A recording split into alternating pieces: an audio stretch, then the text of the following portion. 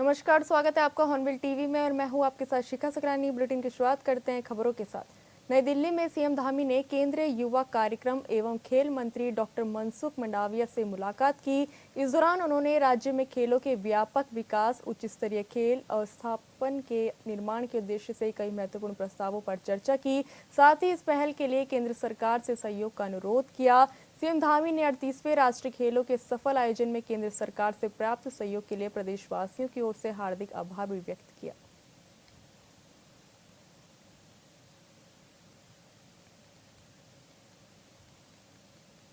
पंडित गोविंद वल्लभ पंत कृषि और प्रौद्योगिकी विश्वविद्यालय पंतनगर में अन्न महोत्सव कार्यक्रम का आयोजन किया गया, जिसमें राज्यपाल गुरमीत सिंह ने मुख्य अतिथि के रूप में प्रतिभाग किया। राज्यपाल ने दीप प्रज्वलित कर अन्न महोत्सव का शुभारंभ किया। इस मौके पर उन्होंने प्रगतिशील किसानों को प्रशस्ति पत्र देकर सम्मानित किया और किसानों को पशु चिकित्सा प्राथमिक उपचार किट वितरित की। इससे पहले राज्यपाल ने महोत्सव में लगे स्टॉलों का निरीक्षण किया और गांधी हॉल जीर्णोद्धार कार्य का लोकार्पण भी किया। कार्यक्रम को संबोधित करते हुए गुरमीत सिंह ने कहा कि आज का ये महोत्सव केवल कृषि का उत्सव नहीं है, यह हमारे आहार, स्वास्थ्य, संस्कृति और जीवन दर्शन का उत्सव है।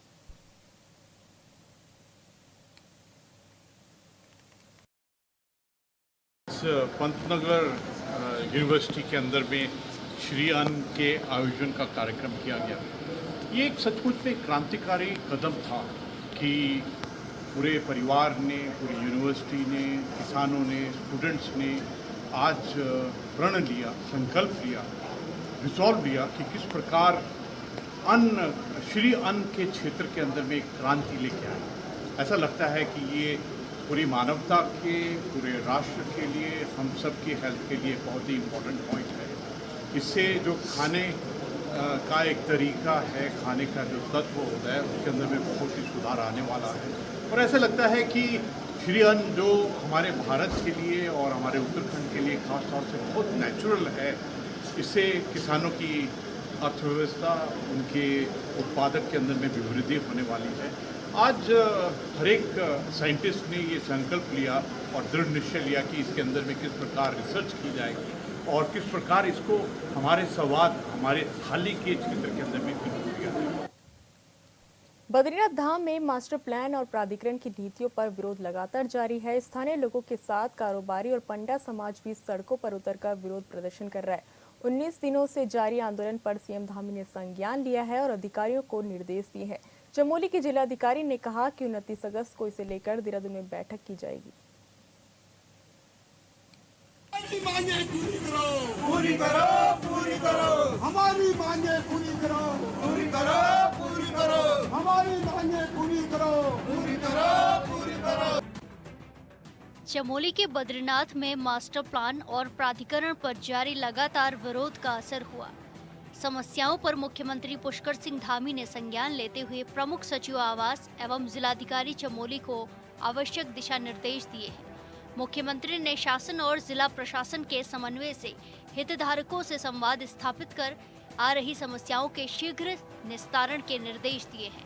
चमोली के जिला अधिकारी संदीप तिवारी ने बताया कि मुख्यमंत्री के निर्देशों के अनुपालन में आगामी 29 अगस्त को देहरादून में हितधारकों के प्रतिनिधियों के साथ बैठक की जाएगी। इस बैठक में प्रमुख सचिव आवास, जिलाधिकारी चमोली सहित विभिन्न हितधारक और संबंधित पक्ष सम्मिलित होंगे। चमोली जिलाधिकारी का कहना है कि जिला प्रशासन का प्रयास है कि बद्रीनाथ मास्टर प्लान को इस प्रकार आगे बढ़ाया जाए जिससे विकास कार्य भी सुचारू रूप से संचालित हो और स्थानीय जनता की समस्याओं का समाधान भी सुनिश्चित हो। जनहित को सर्वोपरि रखते हुए जिला प्रशासन सभी संबंधित पक्षों को विश्वास में लेकर बद्रीनाथ मास्टर प्लान के कार्यों को आगे बढ़ाने के लिए प्रतिबद्ध है। दरअसल 19 दिनों से बद्रीनाथ धाम में लगातार विरोध हो रहा है। स्थानीय लोगों, होटल कारोबारियों, व्यापारियों, पंडा समाज 19वें दिन भी सड़कों पर हैं। बद्रीश संयुक्त संघर्ष समिति के बैनर तले चल रहे इस आंदोलन के तहत साकेत चौराहे पर प्रदेश सरकार के खिलाफ धरना भी हो रहा है। अब स्थानीय मातृ शक्ति ने धरने की कमान अपने हाथों में ले ली है। इसी बीच आज यूकेडी के प्रदेश युवा प्रकोष्ठ के अध्यक्ष आशीष नेगी भी बद्रीनाथ धाम में धरना स्थल पर आंदोलनकारियों को अपना समर्थन देने पहुंचे हैं। जितने भी स्थानीय लोग हैं और जितने व्यापारी संगठन हैं और समस्त जितने भी धर्म को मानने वाले लोग हैं वो यहाँ पे उपस्थित हैं और मास्टर प्लान का विरोध कर रहे हैं, क्योंकि मास्टर प्लान एक षड्यंत्र की तरह है।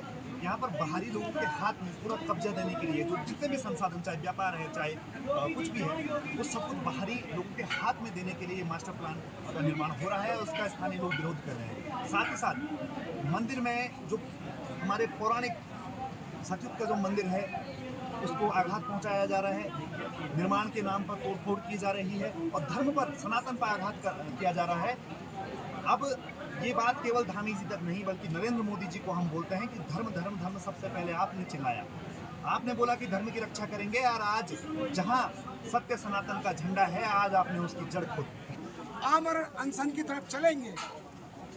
जिस दिन आमरण अनशन हमारा शुरू होगा उस दिन हम लोग पूरे मार्केट को पूरे 24 घंटे के लिए बंद करने का आह्वान करेंगे। सभी समितियों से, व्यापार सभा से, यहाँ की पब्लिक से सबका इसमें समर्थन लेंगे और आमरण अनशन में बैठेंगे। हमारे पास बहुत सारे लोग ऐसे हैं जो कि आमरण अनशन पर बैठेंगे, उनकी लिस्ट हमने बना दी है। हम एक एक करके उनको बैठाएंगे और जब तक बैठाएंगे जब तक यहाँ कपाट बंद न होने हो। स्थानीय लोगों को डर है कि विकास के नाम पर ये विनाश का कारण बन सकता है। स्थानीय लोगों का ये भी आरोप है कि सरकार की तरफ से लाई गई योजनाओं में निजी भवनों की तुलना में सरकारी इमारतों को अधिक ऊंचाई तक बनाने की अनुमति दे दी गई है, जिससे भेदभाव हो रहा है। Bureau report, hornbill TV.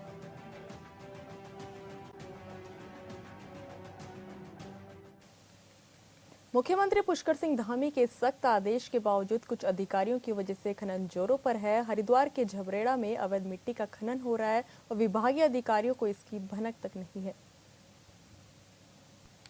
मुझे भी आपके माध्यम से ही पता चल रहा है, तो उसकी कार्रवाई करेंगे हम।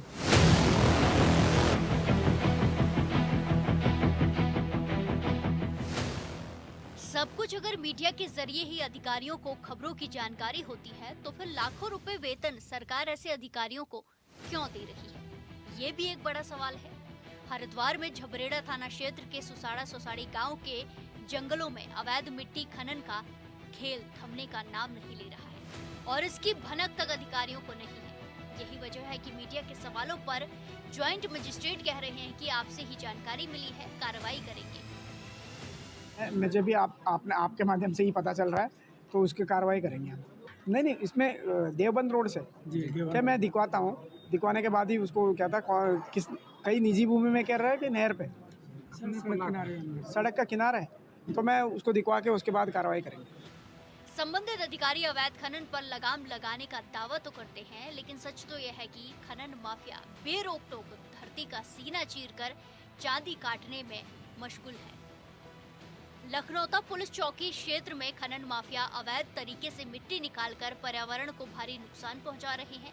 अवैध खनन से राज्य सरकार को राजस्व का नुकसान हो रहा है, तो वहीं स्थानीय किसान भी अवैध खनन को लेकर बेहद परेशान हैं।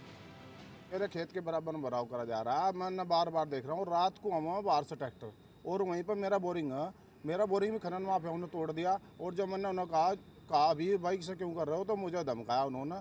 और मैं पुलिस चौकी से 100 मीटर दूर जब मैं पुलिस के पास गया, पुलिस वहाँ तक आई भी नहीं और आकर के उन्हें कुछ भी नहीं किया। उन्होंने मुझे डराया धमकाया। फिर मैं उनसे बस बुझा के जब पुलिस के पास आया, पुलिस ने के वहाँ पुलिस वाले गए और गए के उनके कुछ नहीं कहा उन्हें, और उन्होंने बराबर मिट्टी डालते रहे। मेरा वहीं पे बोरिंग है, बोरिंग भी तोड़ दिया उन्होंने। और जब मैंने कहा ठीक करा, बोला भाग जाए यहाँ से, तेरी ज़मीन भी नहीं आया यहाँ से। हालांकि मेरा खेत है, मुझे ही धमकाया वहाँ पर उन्होंने। और क्या करके कहने लगे तेरा यहाँ खेत है ही नहीं, तेरा बोरिंग नहीं आया, कुछ भी नहीं आया। मैंने शिकायत फरियाद है कि 2-3 बार पुलिस के बाद, पुलिस ने भी कुछ नहीं किया वहाँ पर। अब इसमें सरकार को राजस्व का तो नुकसान है ही है इसमें, लेकिन हमारी फसलों का रात के समय, रात 9 बजे से लेकर के पूरी रात खनन चलता है, पूरी रात खनन चलता है। वो पुलिस चौकी कुछ नहीं काम कर रही जी। करीबन 15-20 बीघे जमीन है, उसमें पूरी में भराव चल रहा है। खनन माफियाओं की ये मनमानी कोई नई बात नहीं है। स्थानीय लोगों और सामाजिक कार्यकर्ताओं के बार बार शिकायतें दर्ज कराने और वीडियो सामने आने के बावजूद प्रशासन की ओर से कोई ठोस कार्रवाई नहीं हो रही है। यही वजह है कि माफियाओं के हौसले बुलंद हैं और वो दिन रात अवैध खनन में जुटे हुए हैं। इस अवैध कारोबार से न केवल पर्यावरण को नुकसान पहुंच रहा है, बल्कि उपजाऊ जमीन भी बंजर हो रही है। बहुत नुकसान है, बहुत। एक दिन रात को हम ही बाड़ बचे, हम ट्रक के नीचे आ गए थे, हाईवे भी चल रहे थे वहाँ, और हमारी टोल पर एक दिन बदमाश भी आ गए थे, फिर पुलिस भी गई थी। लेकिन यह जो पुलिस है यही मिलकर काम करवा रही है। अवैध खनन, एक दिन बहुत आदमी गिरने से बचे। अभी बारिश में कम से कम 50 आदमी की वीडियो हमारे पास जो वहाँ एक्सीडेंट हुए गिरे लोग। मिट्टी पड़ी थी रोड पर और बहुत ही ज़्यादा तरीके से हो रहा। जितने भी चौराहे पर नए नए खनन है, अब देख लो, परसों तरसों की मिट्टी पड़ी चौराहे पे, लखनऊ चौराहा या चौक के बराबर में। मिट्टी खनन से सड़कों को भी क्षति पहुंच रही है और आसपास के क्षेत्रों में धूल के गुबार से लोगों का जीवन मुहाल हो रहा है। राज्य के मुखिया पुष्कर सिंह धामी ने सभी जिलों के अधिकारियों को सख्त चेतावनी दी है कि खनन पर कड़ी कार्रवाई की जाए, लेकिन हरिद्वार में बैठे अधिकारी को खनन की खबर ही नहीं है, तो फिर कार्रवाई की उम्मीद भी बेईमानी सी लगती है।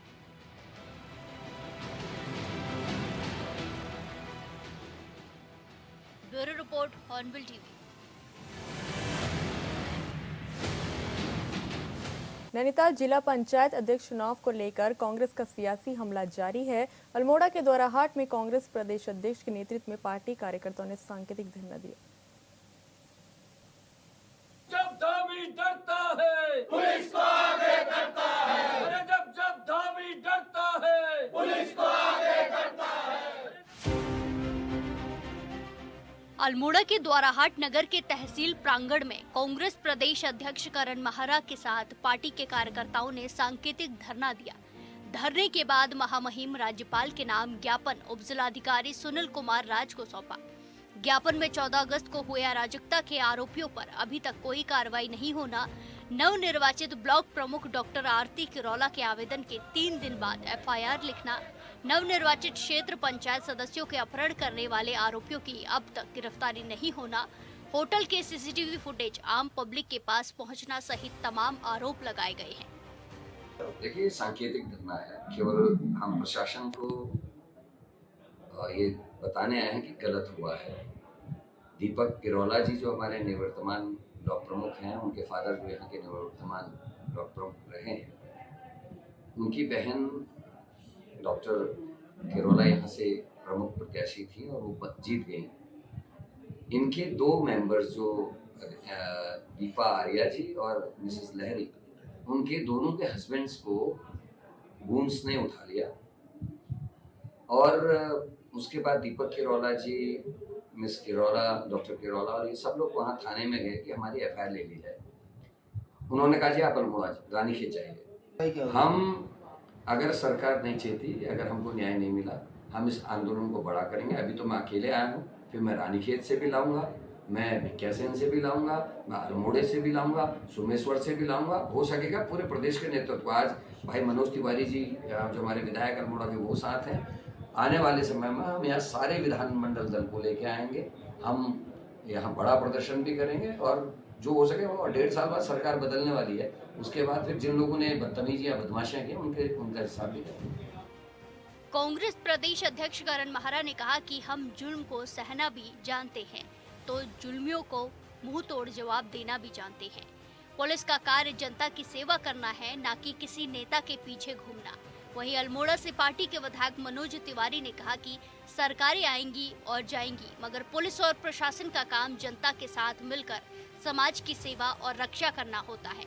किसी नेता के बच्चों को स्कूल पहुंचाना, किसी पुलिस का काम करना नहीं होता है।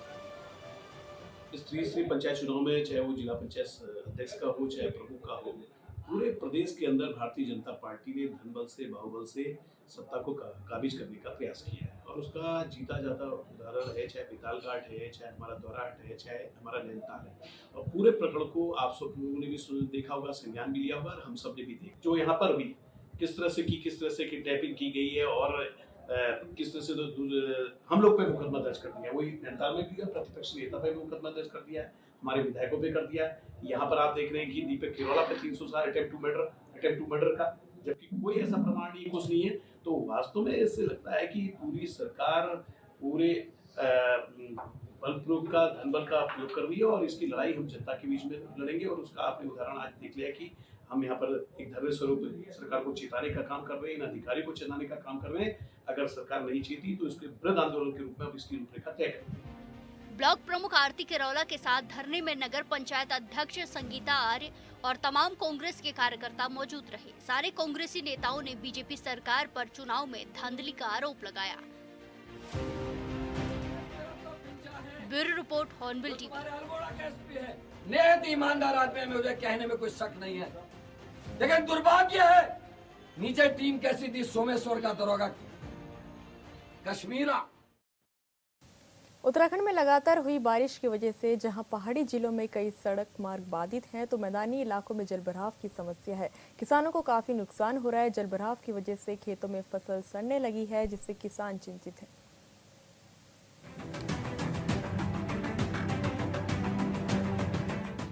हरिद्वार में मंगलौर के मन्नाखेड़ी गांव में पिछले दिनों हुई मूसलाधार बारिश के पानी से किसानों की गन्ने की फसल सड़ने के कगार पर पहुंच गई है। भारी वर्षा के चलते खेतों और खलिहानों में खड़ी फसलें पानी में डूब गई, जिस कारण किसानों को गन्ने की फसल खराब होने का डर सताने लगा है। जब भाजपा के नेता बना, इन्हें कहीं कोई जिम्मेदारी दे, कहीं कोई ये किसी गांव में किसान के दौरों, मजदूर के दौरों, किसी वैसे के दौरा लो तो गए नहीं, और ना जाने गए। और पानी नहीं, फसल सूखने लगी। गन्ने की भी चेरी तो खत्म ही होगी, चारा तो पशु का खत्म हो गया, गन्ना भी सूखने लगा। 2-2 फुट पानी खेतों में, निकास है नहीं, नाले साफ करवाए नहीं, बर्बाद हो रहा किसान को। नुकसान ही नुकसान है। अब ये तो आकलन जब होगा जब फसल कटेगी। अगर हमारा 30,000 को कट रहा, 10,000 को कटेगा। अब जा बहुत बड़ा नुकसान। पूरा जंगल मुंडेर से लेकर आर्टिकोल तक जलमग्न है। बहुत तगड़ी तगड़ी पानी भी है कहीं कहीं। क्षेत्र में पिछले दिनों हुई मूसलाधार बारिश होने के कारण किसानों की फसल जलमग्न हो गई है। वहीं खेतों में बारिश का पानी भरने से धान और गन्ने की फसल की जड़ें कमजोर हो गई, लिहाजा जड़ें कमजोर होने से खेतों में खड़ी धान और गन्ने की फसलें खेतों में ही सड़ने लगी है, जिस कारण गन्ना किसानों को नुकसान का डर सताने लगा है। नेता आते हैं, माला गिरवा के चले जाते हैं, कोई संज्ञान नहीं है। किसानों की फसल सारी खराब हो रखी है, कोई पानी की निकासी नहीं है। बस चुनाव के टाइम पर आते हैं और माला गिरवा के अपना घर खाली बैठते हैं, कोई कुछ नहीं है। किसानों का तो कोई मुआवजा भी नहीं मिलेगा मुझे लग रहा है। कोई किसान देखने भी नहीं आया, कोई नेता नहीं आया यहाँ देखने के लिए क्या हो रहा है क्या नहीं। सब बेकार स्थिति है, सारी फसल बर्बाद हो चुकी है। घास नहीं है, चारा नहीं है किसी भी जानवर के लिए। खेतों के रास्ते भी जलमग्न हो चुके हैं। उन्हीं रास्तों से गुजरकर किसान पशुओं के लिए चारा लाने को मजबूर हैं। किसानों का कहना है कि अगर जल्द खेतों से पानी नहीं निकाला तो सैकड़ों किसान बर्बाद हो जाएंगे। Bureau report hornbill TV. Uttarakhand के कुमाऊं विश्वविद्यालय में 2 साल बाद छात्र संघ चुनाव होने जा रहे हैं। बता दें कि महाविद्यालय की ओर से 27 सितंबर को चुनाव की घोषणा कर दी गई है। वहीं छात्र संघ चुनाव की घोषणा होने के बाद NSUI के प्रदेश सचिव ने राजकीय महाविद्यालय के बाहर कानून व्यवस्था और सरकार के खिलाफ पुतला दहन किया। इसके अलावा आने वाले छात्र संघ चुनाव में निष्पक्ष तरीके से चुनाव की मांग की।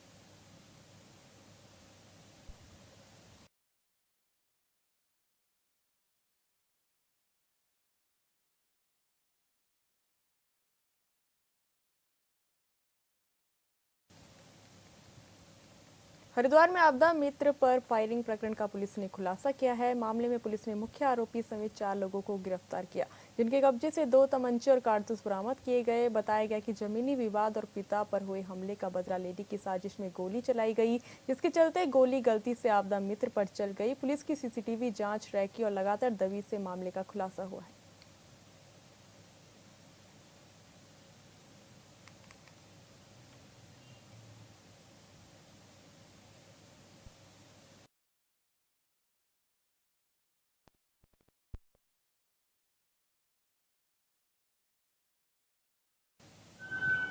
को थाना पथरी क्षेत्र में आपदा मित्र शिवम के ऊपर हुए कातिलाना हमले के बाद पुलिस ने तत्काल मामले की गंभीरता को देखते हुए अभियोग पंजीकृत किया था, क्योंकि इसमें जो अभियुक्त थे वो उनके बारे में कोई भी किसी प्रकार की कुछ रागदर्शी नहीं थी। किसी भी जो वादी के पक्ष है उसके द्वारा भी अभियुक्तों के बारे में कोई जानकारी नहीं दी गई थी। तत्काल मैनुअल पुलिसिंग के साथ और वहाँ के सीसीटीवी कैमरे के फुटेजेस को चेक करते हुए बैक ट्रैक से पुलिस के द्वारा कल 4 अभियुक्तों को इसमें पकड़ा गया है, जिसमें मुख्य अभियुक्त जो है वो नीतीश सन ऑफ तेलुराम है। पुलिस के द्वारा जब उससे सख्ती से पूछताछ की गई तो उसके द्वारा बताया गया कि उसका अपने ही गांव के एक व्यक्ति से झगड़ा चल रहा था और समान कदकाठी होने के कारण उसके द्वारा जो शिवम है इसके ऊपर हमला किया गया, लेकिन जब इसकी पहचान उन्हें हुई तो उसे छोड़ के मौके से वो लोग फरार हो गए थे। पुलिस ने चारों ही अभियुक्तों को पकड़ लिया है और जिनसे भी इस पर हमला हुआ था वो सभी पुलिस के द्वारा रिकवर कर लिया गया है। जो तमंचा है वो भी पुलिस के द्वारा रिकवर किया गया है और सभी चारों अभियुक्तों को न्यायिक परीक्षा में जेल है।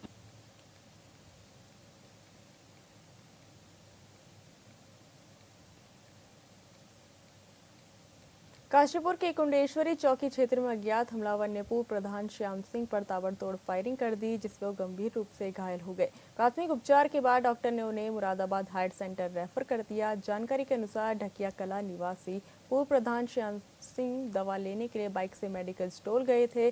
दवा लेकर जैसे ही वे बाहर निकले और बाइक पर बैठे तभी पास के बाग से एक अज्ञात शख्स ने अचानक उन पर गोलियां बरसा दी। वहीं घटना की सूचना पर पहुंची पुलिस ने अस्पताल में पीड़ित पक्ष के बयान दर्ज किए और जांच शुरू कर दी है।